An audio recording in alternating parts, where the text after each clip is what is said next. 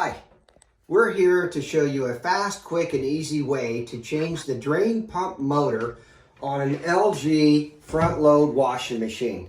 Normally you'd have to pull the entire face and the door and the lower panel off, but I'm here to show you an easy way. So let's start by taking the lid off of the machine. There's two plastic brackets that are normally on the back of here. You take those plastic brackets off with screws, slide the lid back, pick it up, set it off to the side. Secondly, what you want to do is you want to pull this cover off that I've already pulled off here. This cover sits on here. It's got 4 screws. Take it off. What I'm going to show you with my tape measure is the drain motor, pump motor, is all the way in the front of the wash machine. If you can bend down here and you can see this, what my tape measure is pointing to, it's all the way in the front over there. What we're going to do, instead of taking the whole front off, is we're going to measure right where that pump motor is. And we're at 19.5 inches to this edge here. We're going to cut a hole into the side of the machine and remove a section of the sheet metal so that we can access it from the side of the washing machine. That's going to save approximately 1 hour to 2 hours worth of labor of taking the entire front off. So as you see here, I've measured off the back and drawn a line and plumbed it up, squared it off, and I've made roughly a 9-inch by 7-inch square that I'm going to cut out of sheet metal. I'll drill a hole here, I'll cut it this way, then I'll come back, cut this way, and cut here, and then I can just bend this sheet metal out to access the motor. Okay, so here we go. Get my drill, make a pilot hole that's going to start to allow me to get my cutters into the sheet metal. While we're in changing the drain motor out, we're going to change the hoses since we're already here. So we're doing more than one repair today, because it's so intrusive to perform all of this. I think I need to make my hole just a little bit bigger.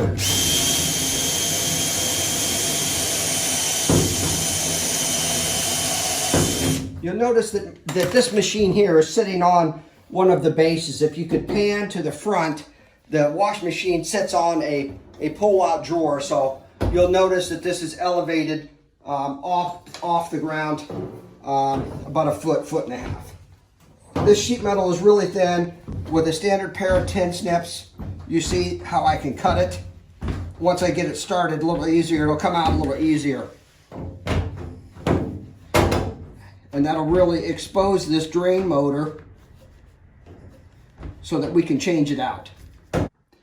Okay, so you can see that we've got this cut. We cut it on 3 sides. We've left this side so that we can bend this sheet metal back out of the way, because we're going to reuse this piece of metal when we're finished. So now if you come a little closer here, you'll be able to see inside the machine, and this is the little motor that we're going to change out. So I'll be able to take this hose off, disconnect this, all from access this little port on the side. It's going to save a ton of time. Okay, so we're going to change the hose out first. We'll take this clamp off, if you will, and we'll start just pulling these things apart here. Hi. Okay, we're back at taking this pump motor out, this drain pump motor. What I want to show you is that we bent the sheet metal back, and we've put a towel over this so that we don't cut ourselves on the sheet metal. You'll notice as I pan in here, this right here is the drain pump motor. You want to take this drain hose off, move it out of the way, and take this hose off, which is the tub drain. Just this real simple pinch clamp, pull the clamp back, and then there's 3 bolts. You'll notice right there is one of the bolts. There's one on this side, as you can kind of see right there underneath the hose, and then one on the back side. So you'll undo those, pull those out. Takes a 10mm socket to remove it. and just put those off to the side. This little hose here, it's your drain hose.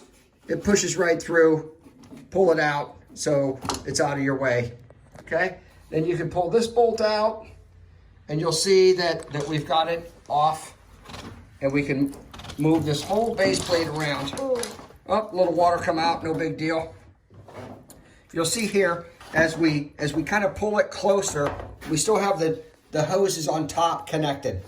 I think I'm going to leave that just so that I can get access to these screws and pull the electric actuator off the drain motor, because the new drain motor doesn't come with this actuator. We have to reuse the actuator.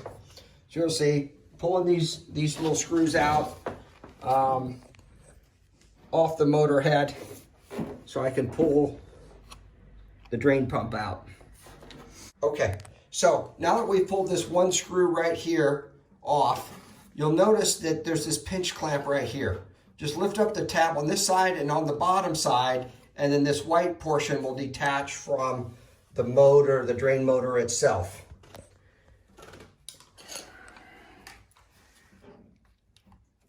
Just pry up on that a little bit. And this white lid will slide right off. You'll notice.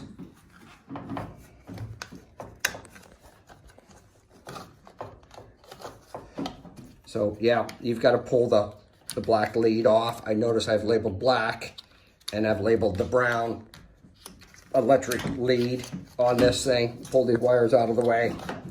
Pull this piece off. So now this is part of the drain motor, and we have to unscrew this here and take it off the body. That's kind of what we have to do. You'll see a screw on the bottom, and you'll see one on the top that we want to pull out. You don't have to take the pump assembly, which is this, out. We're just taking the motor, the drain motor, and the drain pump out, because that's what's failed on this unit.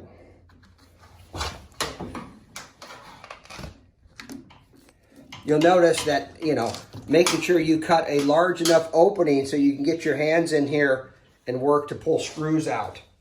Later on in the video, towards the end, I'll give you the dimensions on what size of opening that I have cut, so you'll give you an idea of what size opening that you'll need to make in changing out this motor.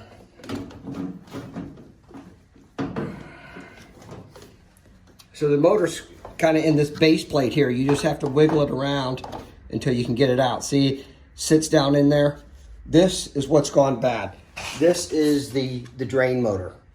Okay, so if you pan in there, you can see what we're looking at to replace the drain motor with. The new drain motor. I'm going to write the date on here just so I know that it's a new one and what the warranty date is. What you want to do is you want to compare the old one to the new one, right? Look at them, make sure they're about the same physical size. Look at the placements where the screws go back in. You notice my new one's got a white dot on it. So I'm going to go ahead and just put this back in, just like we took the old one out. Right there. And you wanna look for these grooves in here to line this up. Kind of tricky going in, but it goes in. It's got to sit down on the bottom like that. All right, here we are. We're putting these three shiny bolts back in, 1, 2, and then the third one's on this back side. So as you put them in, this is on an isolation base. It's supposed to vibrate and absorb some shock. So get those in there hand tight with a 10mm socket. Tighten them up. Just nice and snug like this. It doesn't have to be super tight because you don't want to compress the rubber. And plus what you're screwing into is Teflon plastic. So that's nice and snug. This is good and snug. And you'll notice that we put the hose on here. I still have to pinch this clamp and slide it back over to here. And then I have to put the drain hose on, as you see, and connect it here. So I'll be doing that shortly. Then I'll put the cap on, put the wires on. Now that I've got things tight, I can stub this drain hose back through its outlet and put the plug back in it. So that's what I'll be doing. You'll notice that this is much easier than trying to pull the front cover off. Okay, so we've got the pump drain hose on. We've got the hose coming from the tub back on. Obviously our new motor's on. Our drain hose is stubbed out the hole. Our 3 bolts, 1, 2, 3 on the back, is in place, and the vibration. So one of the last things to do is to put this cover back on again. And then we'll put the wires back on here. Okay. Kind of slide this on, and you'll notice that there's one screw hole right back there that we'll put the last and final screw in. And then we'll connect the wires. And then we'll get ready for startup and testing of the system. So here again, we've labeled it black and brown, so black and brown. So there's no issues there going back together. You just got to remember to do that before you take it apart. Minor detail, if you will. So screwing this up, which helps tighten the drain motor as well. Little finger tight. All right, now push the electrical connection, the brown one onto the brown that we labeled, and the black one onto the black that we labeled. There we have it. So right here we have changed the drain pump motor. We put a new hose on it while we're in here. And now we're ready to move this into place and start it up before we button it up. So right now I'll move it and connect the water hoses and the drain hose, and then we'll run a cycle. And then I'll come and I'll show you how to close this up and seal this nice and tight and closed. So here again, we've taken the drain, we put it in the drain spot. We've taken the blue hose, we're matching it to the blue. You know, one little trick here is that there's got some filters in these back of these things. If someone will grab me a pair of pliers, I'll take these out and I'll show you how to clean these. As part of, you know, your routine maintenance when you take things off, these slide right out, right? So part of the challenge is for you to take these out, look in these holes, and make sure there's no debris. Clean them out. As you see, these are clean, spick and span that we've done here. So these slide right out for the hot, and then here for the cold, they slide out, they're clean. Make sure those are cleaned before you reconnect the hoses. So now my assistant will help me, and we'll connect the red one, obviously, to the hot side as labeled in here. And you want to make sure that you have good O-ring rubbers. This is just a standard garden hose washer. You can get it in any hardware store. Home Depot's got them. You know, they're really cheap. They're like 15 cents. So screw the hot on, the hot side. The cold is labeled cold. It's typically blue. On this other hose, don't cross thread them, but just nice and easy. Okay. And here, I got it run down tight, finger tight, and then you just want to go about another quarter turn. You don't have to wrench these so hard. Just another quarter turn. It's going to hold. It's not going to leak. And if it does, just take a little wrench and tighten them up. Okay? Okay, so we're ready. We've run a test cycle in the washer. Everything's working. It's pumping out. It's draining. No leaks. Now we're going to close this up. And one trick that I've learned is cut a piece of sheet metal. And we're going to put it in here on this back side. And then we're going to screw it to this piece. And then when we shut the door, we'll screw it to that piece. So I've made a piece 2 inches wide and 8 inches long. And I'm just going to clamp it because it kind of makes it easier to screw it to both pieces of metal when we do. All right. You notice here I'm kind of clamping it. It's black because I put some spray on. All it is some standard sheet metal 20 gauge that you buy at Home Depot. Cut it 2 inches wide. This happens to be 11 inches long from here to here. So I can overlap this piece and this piece as well. I'm just clamping it here because it makes it a heck of a lot easier to screw it together. And you'll notice that we just have some standard self-tapping pan head screws. So here we go. Bingo, just like that. Put another one in the top. There we go. And I'll put one in the middle here as well.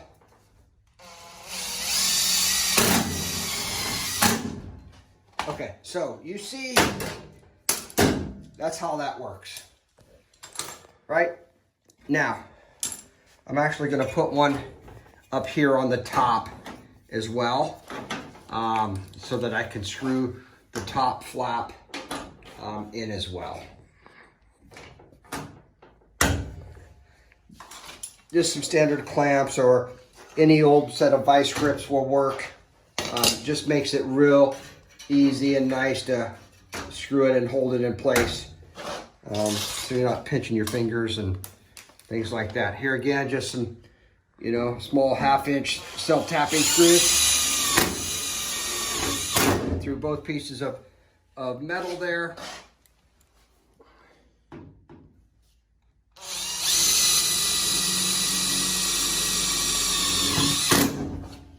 Okay, there's nothing up inside here because we checked before I started to put these and screw these into place. So here we go. We're closing the hatch, right?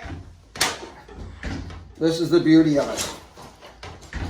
Okay, so you'll notice that we've got overlap with our black piece. So we're going to screw this right into the black piece and this right into the black piece, closing this back up, right? So that's what we're going to concentrate on right now. Getting this screwed back up.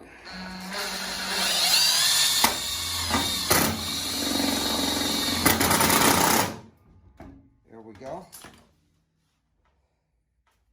Looking good.